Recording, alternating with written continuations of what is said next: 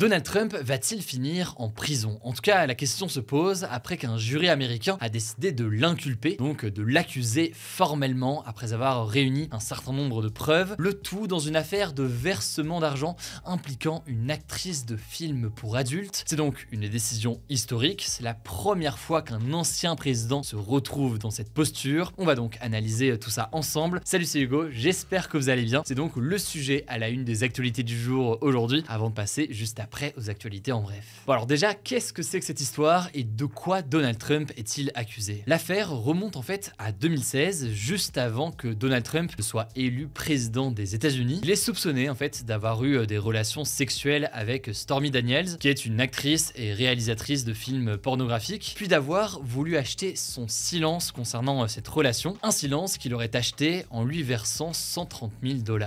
Mais le truc, c'est que pour payer Stormy Daniels, eh bien Donald Trump est accusé d'avoir utilisé de l'argent qui servait notamment à financer sa campagne présidentielle en 2016, et c'est donc, si jamais c'est le cas, un versement qui serait illégal. Alors de son côté, aujourd'hui, Donald Trump nie tout, il nie avoir eu des relations sexuelles avec Stormy Daniels, il nie aussi lui avoir versé de l'argent, et forcément aussi du coup, il nie logiquement que cet argent vienne de sa campagne présidentielle, puisque pour lui, vous l'aurez compris, il n'y a pas d'argent. Alors si on parle de tout ça aujourd'hui, c'est parce que ce jeudi, un grand jury américain composé de procureurs et de citoyens tirés au sort qui ont le droit d'enquêter sur le sujet a décidé d'inculper Donald Trump dans cette affaire. Inculper, ça veut dire là qu'ils estiment qu'il y a suffisamment d'éléments pour le suspecter d'être coupable. Et c'est historique donc, puisque c'est la première fois qu'un ancien président américain est inculpé. Alors que va-t-il se passer désormais? Bon, déjà, première étape, Donald Trump va être convoqué par la justice à New York afin qu'on lui lise et qu'on lui dise ce qui lui est reproché. Après les avocats de Donald Trump, cette convocation pourrait avoir lieu mardi prochain, donc ça pourra arriver très très vite. À ce moment-là, Donald Trump a en fait deux choix. Soit il accepte de s'y rendre, soit il refuse de s'y rendre et donc il décide de rester en Floride où il est aujourd'hui. Dans ce cas, il pourrait être menotté et arrêté comme le prévoit la loi dans ce genre de situation. Alors ce qu'il est intéressant de noter ici, c'est que depuis qu'il a été battu par Joe Biden lors de l'élection présidentielle de 2020, on avait couvert d'ailleurs sur la chaîne à l'époque, peut-être que vous aviez suivi les reportages qu'on avait fait sur place, Donald Trump ne cesse de dire que l'élection lui a été volée. Il se place donc comme une victime des institutions américaines qui, selon lui, s'acharneraient contre lui. À l'époque, eh bien, c'était un acharnement selon lui pour l'empêcher d'être réélu en 2020 et désormais donc ce serait un acharnement pour l'empêcher de se représenter. Là-dessus donc, vous l'avez compris, on verra déjà s'il se rend devant la justice mardi. Ensuite, deuxième étape, une fois l'inculpation officiellement signifiée lors de cette convocation qui pourrait donc se dérouler mardi, Donald Trump aura alors deux choix, soit il plaide coupable, soit il plaide non coupable. S'il plaide coupable et qu'il reconnaît donc les faits, il sera condamné à une peine plus légère, il va éviter un grand procès. En revanche, s'il plaide non coupable, à ce moment-là donc il y aura bien un procès qui aura lieu. Alors ce sera sans doute dans plusieurs mois, voire dans plus d'un an. Et selon le Washington Post, une violation des règles de financement des campagnes électorales, c'est considéré comme un délit de faible gravité dans l'état de New York. Donc la peine maximale, elle est de 4 ans de prison, même si tout ça pour l'instant c'est que des suppositions évidemment, puisqu'on ne sait pas exactement le détail des charges, donc il faudra voir tout ça la semaine prochaine, si jamais ça se passe la semaine prochaine. Bref, Donald Trump pourrait risquer la prison, mais on en est encore très très loin. Maintenant, il y a une autre question qu'on peut se poser,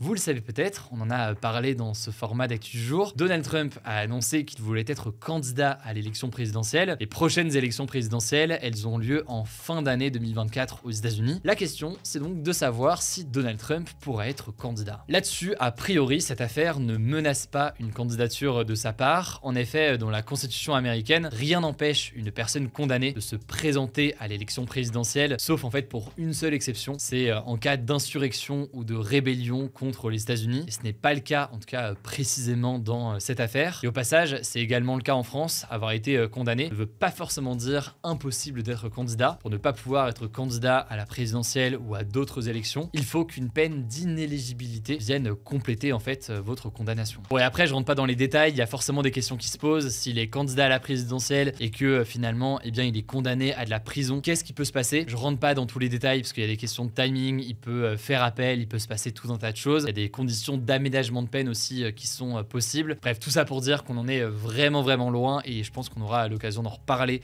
d'ici 1 an et demi si jamais ça arrive. Vous l'avez compris, c'est une nouvelle affaire qui embarrasse Donald Trump. Trump, mais Donald Trump reste sur sa ligne aujourd'hui. Il continue de faire de ces accusations un argument politique. Ce jeudi, par exemple, il a dénoncé une persécution politique et une chasse aux sorcières. D'ailleurs, de nombreux proches du président américain ou alors du parti républicain ont dénoncé une décision contraire aux valeurs de l'Amérique. Du coup, je vous tiens au courant de ce qu'il en est la semaine prochaine. Je vous mets des liens en description pour en savoir plus et je vous laisse avec Paul pour les actualités en bref. Merci Hugo, salut à tout le monde. On continue d'abord avec 3 actuelles internationales. La première, la Turquie a approuvé ce jeudi l'adhésion de la Finlande dans l'OTAN, l'organisation militaire des pays occidentaux menée par les États-Unis. Et c'est marquant parce que jusqu'ici, la Turquie bloquait cette adhésion, alors que pour qu'un pays puisse intégrer l'OTAN, eh bien tous les membres doivent être d'accord. Et alors que lui reprocher la Turquie? Eh bien entre autres d'héberger sur son sol des militants kurdes que la Turquie qualifie de terroristes. Quelque chose que la Turquie reproche aussi à la Suède, qui a aussi candidaté après l'invasion de l'Ukraine par la Russie. Et sur cette candidature de la Suède, eh bien la Turquie bloque aujourd'hui toujours, notamment parce qu'il y a eu des manifestations devant l'ambassade de Turquie en Suède en janvier. Autre actu géopolitique, la présidente de Taïwan, Tsai Ing-wen, est en visite aux États-Unis. Alors certes, c'est une visite non officielle, donc elle n'est pas reçue officiellement par le président Joe Biden à la Maison Blanche par exemple. C'est le signe d'une relation forte entre Taïwan et les États-Unis. La présidente taïwanaise s'est d'ailleurs félicitée d'une relation, je cite, plus forte que jamais. Et vous l'imaginez, cette visite ne plaît pas du tout à la Chine, qui considère Taïwan comme étant une partie de la Chine, et la Chine a menacé du coup les États-Unis de représailles. Troisième actu, ça mêle géopolitique et sport, et c'est assez intéressant, vous allez voir. Ça concerne l'Indonésie, grand pays d'Asie du Sud-Est, avec près de 270 millions d'habitants. En fait, l'Indonésie était censée accueillir en mai prochain la Coupe du Monde de football des jeunes de moins de 20 ans. Ça, c'était acté depuis 2019. Sauf que 2 dirigeants de provinces indonésiennes,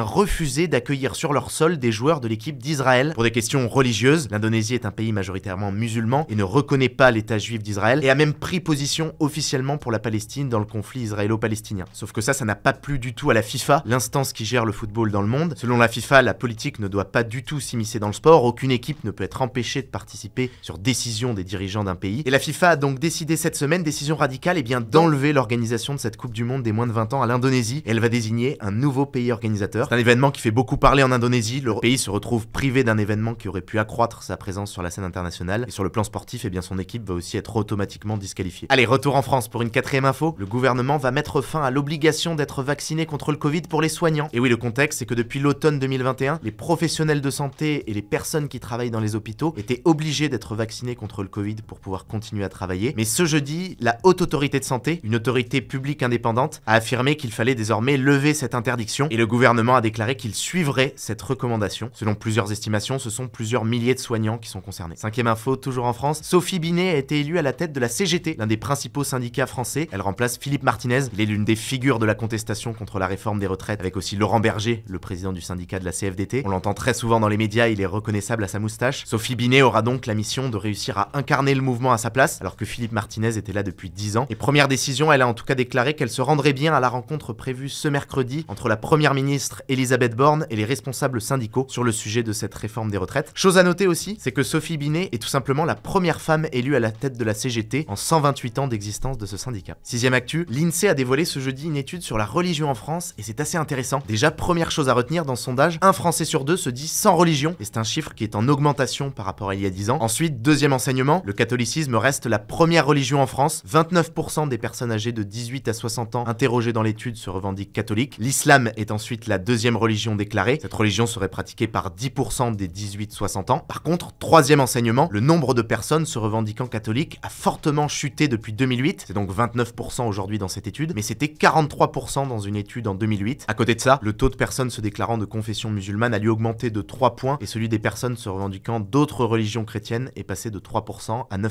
On continue avec une actu assez insolite. La ville d'Amsterdam, aux Pays-Bas, a lancé une campagne de pub assez inhabituelle sur internet avec le slogan « Ne venez plus ». Le but en fait, c'est de décourager les jeunes qui viendraient à Amsterdam juste pour faire la fête. Et dans un communiqué, la ville a déclaré viser spécifiquement les jeunes britanniques de 18 à 35 ans, ce qui a été critiqué. Certains ont jugé cette campagne discriminatoire. Mais en tout cas, Amsterdam prend très au sérieux cette question de la fête. La ville a aussi d'ailleurs pris des mesures concrètes, notamment dans le fameux quartier rouge. À partir de mai, il y sera interdit de fumer du cannabis. Et toujours dans ce quartier rouge, les bars devront fermer à 2h du matin les week-ends. Merci beaucoup Paul. Alors le débat hier c'était le suivant. Pensez-vous que l'intelligence artificielle est une menace pour l'humanité? C'est plutôt le oui qui ressort, même si vous êtes quand même pas mal partagé. Pas de débat aujourd'hui, mais ce que je peux vous inviter à faire, c'est vous abonner à notre chaîne YouTube principale que je vous mets directement en description. En effet, dimanche, on sort une nouvelle vidéo sur la question du changement climatique. Je vous en dis pas plus aujourd'hui, mais je pense que ça devrait vous intéresser. Prenez soin de vous, prenez soin de nos proches, et puis je vous dis à demain pour une autre vidéo. Ce sera les bonnes nouvelles de la semaine.